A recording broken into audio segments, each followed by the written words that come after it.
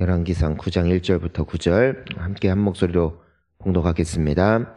솔로몬이 여호와의 성전과 왕궁 건축하기를 마치며 자기가 이루기를 원하던 모든 것을 마친 때에 여호와께서 전에 기브온에서 나타나심같이 다시 솔로몬에게 나타나사 여호와께서 그에게 이르시되 내 기도와 내가 내 앞에서 간구한 바를 내가 들었은즉 나는 내가 건축한 이 성전을 거룩하게 구별하여 내 이름을 영원히 그곳에 두며 내 눈길과 내 마음이 항상 거기에 있으리니 내가 만일 내 아버지 다윗이 행함같이 마음을 온전히 하고 바르게 하여 내 앞에서 행하며 내가 내게 명령한 대로 온갖 일에 순종하여 내 법도와 율례를 지키면 내가 내 아버지 다윗에게 말하기를 이스라엘의 왕위에 오를 사람이 내게서 끊어지지 아니하리라 한대로 내 이스라엘의 왕위를 영원히 견고하게 하려니와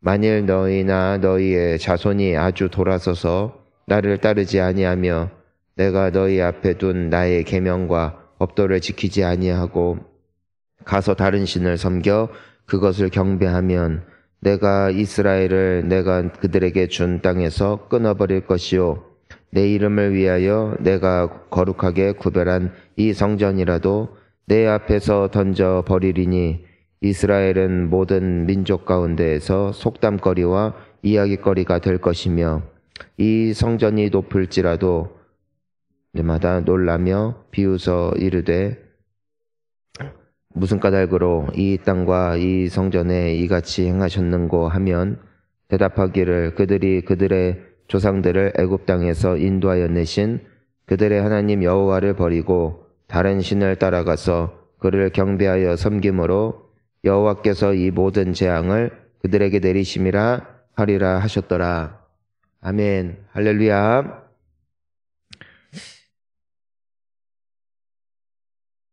우리가 성경에 보면 하나님께서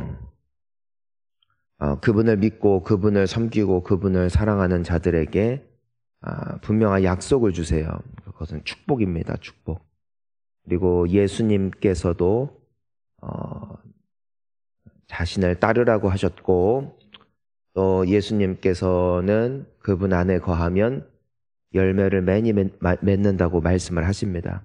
즉 하나님의 약속은 그냥 모든 사람들에게 주는 것은 분명하지만 그것이 성취되는 사람들에게는 반드시 무엇이 붙냐면은 조건이 붙어요. 조건이.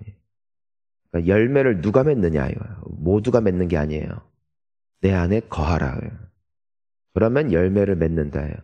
그러니까 무조건 내가 열매를 맺는 것이 아니라 예수 안에 거할 때 내가 열매를 맺는 것이죠.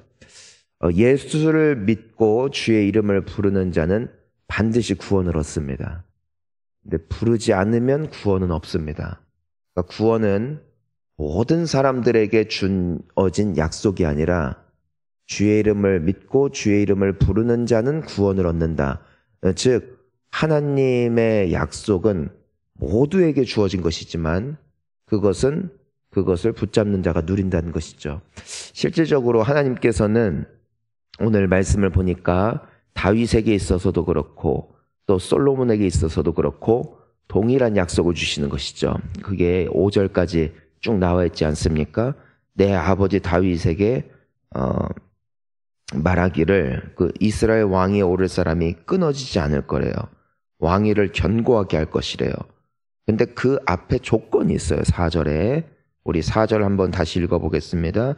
내가 만일 내 아버지 다윗이 행함같이 마음을 온전히 하고 바르게 하여 내 앞에서 행하며 내가 내게 명령한 대로 온갖 일에 순종하여 내 법도와 율례를 지키면 그러면 무엇이 있다는 5절에 축복이 있다는 것이에요. 그러니까 우리가 축복할 때 항상 전제를 두고 말씀하시는 하나님의 말씀을 우리가 잘 봐야 된다는 것입니다.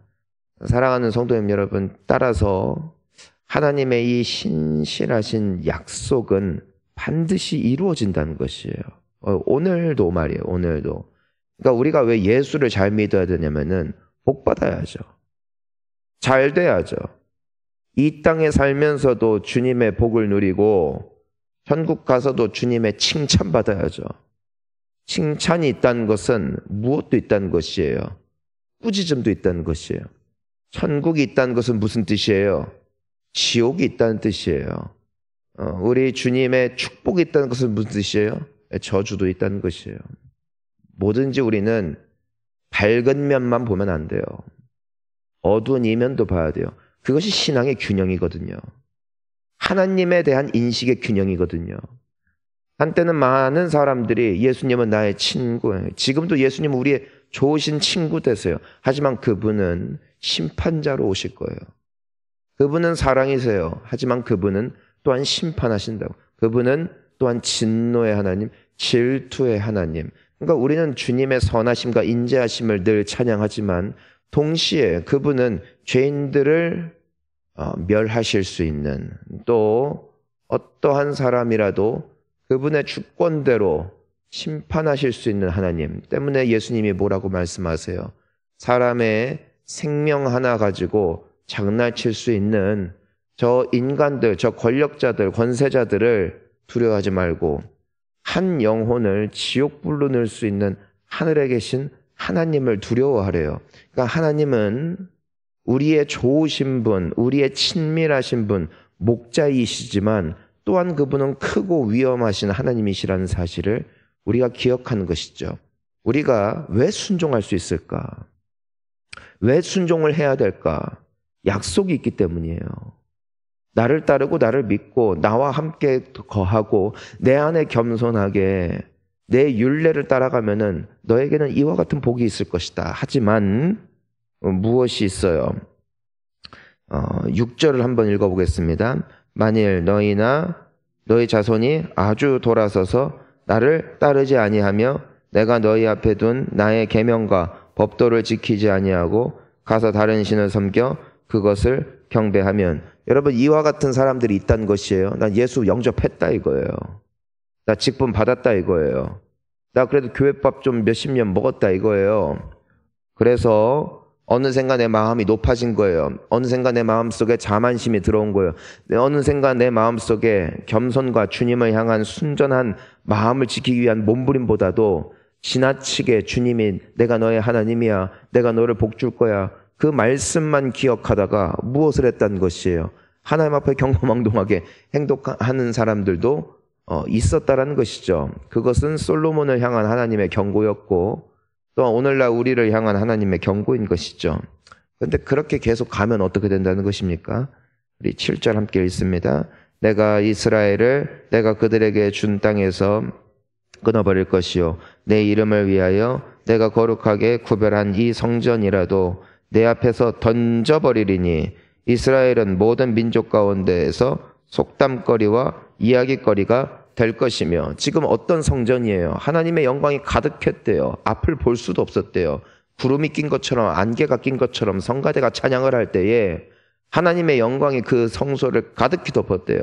그리고 다윗을 향하여 주셨던 하나님의 축복의 말씀이 솔로몬에게 그대로 계승되어서 솔로몬 역시도 그 인생을 누렸다고요. 하지만 그 축복은요, 솔로몬 때 끊어져요. 왜요? 솔로몬이 오늘 이 하나님의 엄중한 경고를 들었고 또 기억했음에도 그는 인생 말년에 하나님을 버렸거든. 다른 신들에게 절하고. 여러분, 그러니까 우리가 보면은 한 사람의 인생을 평가하는 것은 너무 빨리 하면 안 돼요. 너무 빨리 하면 안 돼요. 왜요? 이 나이 먹어서 아름다워지는 인생이 있어요. 그 사람은 역전하는 인생, 그러니까 역전하는 인생이 있어요. 그러니까 젊어서는 사람들에게 상처를 주고 아픔을 주고 또 다른 사람들이 보았을 때 아유 저렇게 살면 안 되지 했던 사람이 오히려 나이가 들면서 예수님을 더 잘 믿고 예수님 안에서 겸손해져서 갈수록 아름다워지는 인생이 있어요. 그러면 사람들이 해석이 바뀌어요. 아, 하나님이 참 저런 연약함을 주셔서 결국 저렇게 영광 받으시려고 이런 인생을 허락하셨구나. 그 전반기에 걸쳤던 모든 수치의 기억이 오히려 명예와 감사와 영광으로 바뀌는 인생이 있더라고요. 그런데 반대의 분들도 많아요. 젊을 때는 그렇게 존경받고 많은 사람들에게 선한 영향력을 끼쳤던 분들이 나이가 들면서 야 차라리 그런 생각을 하죠. 차라리 좀 일찍 가시지, 그냥. 그냥 은퇴하고 빨리 가시지. 한 딱 그 정도 선에서 그냥 주님 품에 안겼으면은 참 존경받는 멋진 어른으로 남았을 텐데, 오히려 끝에 가가지고 이상해지는 분들 많아요.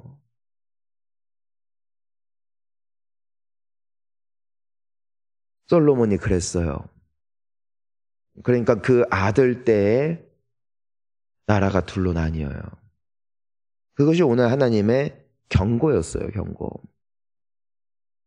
여러분, 다윗의 평생이 복된 이유는 그가 끝까지 겸손했기 때문이에요. 끝까지. 끝까지 예수 잘 믿었어요. 끝까지 예수를 의지했어요.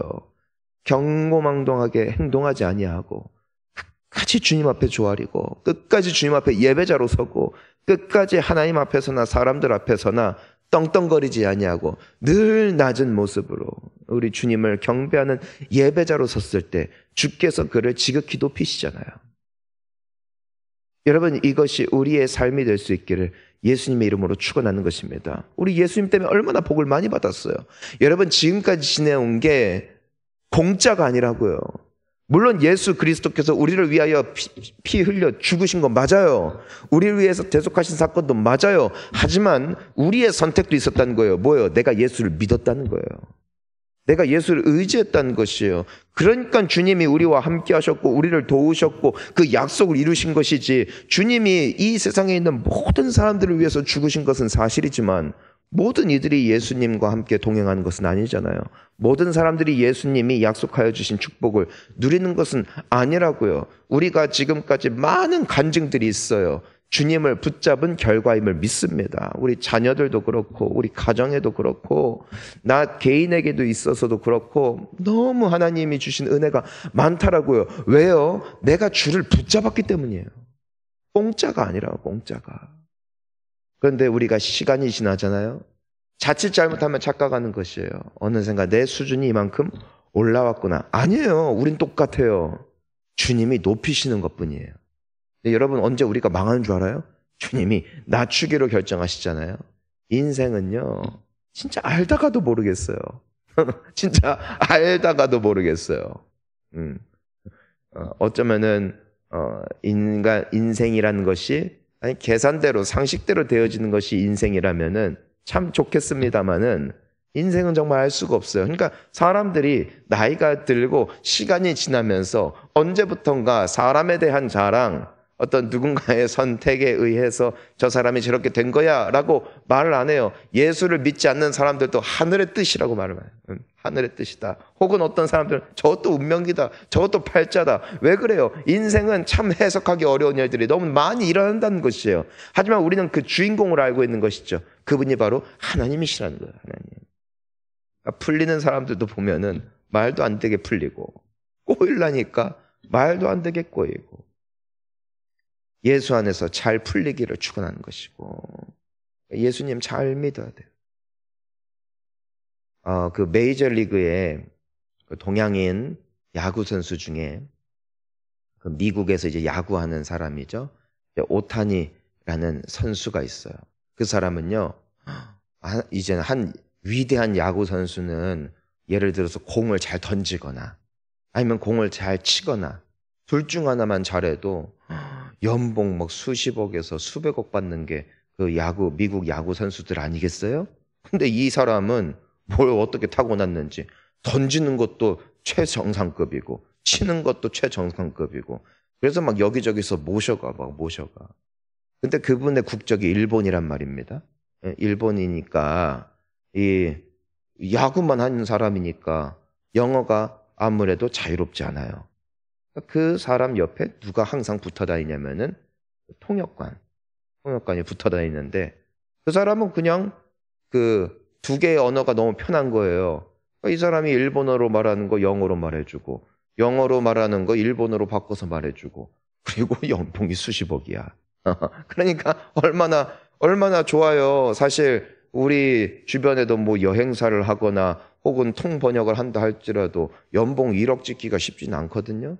근데 이 사람은 그냥 어떻게 오탄이라는 사람을 알게 됐는데, 이 사람은 계약을 할 때도 뭐 몇천억 단위고 이미 연봉 자체가 그거 천문학적인 단위니까 그냥 그런 연봉을 이 사람한테 줄 수가 있는 거예요. 그냥 옆에 붙어서 말만 해도, 그냥 옆에 붙어만 다녀도 세계 정상적인 선수들 다 만나고 뭐 그뿐이겠어요. 생일 선물 하면 그냥 야, 생일 좋은 날이니까 너 이거 차나 하나 타라 하면은 포르쉐 하나 딱딱 사주고 뭐 그런 인생이에요. 얼마나 어찌 보면은 어차피 한 번 살다가 썩어 죽을 거 그렇게 사는 것도 좋지 않겠어요? 근데 이 사람이 어리석게도 도박에 손을 댔어. 도박에. 그러니까 너무 쉽게 돈 벌어도 그렇게 되나 봐요.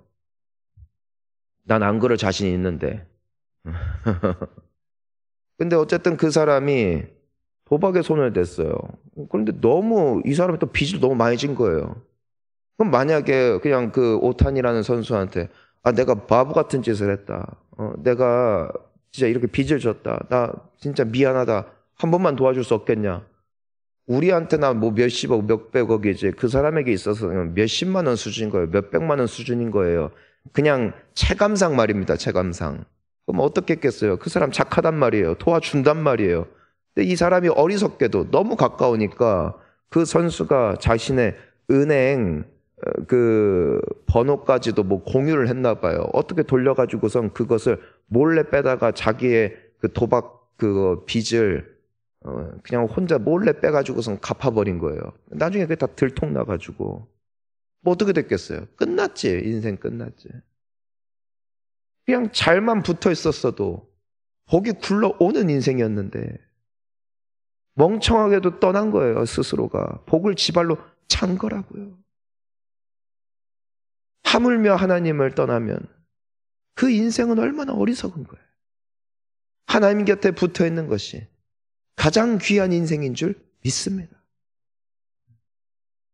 오늘 이 솔로몬에게 던져주시는 이 하나님의 귀한 엄중한 경고와 더불어 이 축복의 약속이 오늘날에도 신실한 하나님의 약속임을 믿고 예수 곁에 꼭 붙어서 끝까지 우리 잘 이 땅에서도 승리하고 우리 예수님 앞에서도 풍성한 위로와 상급 누리는 우리 귀한 성도님들 다 되시기를 예수님의 이름으로 축원합니다. 우리 함께 기도하시겠습니다.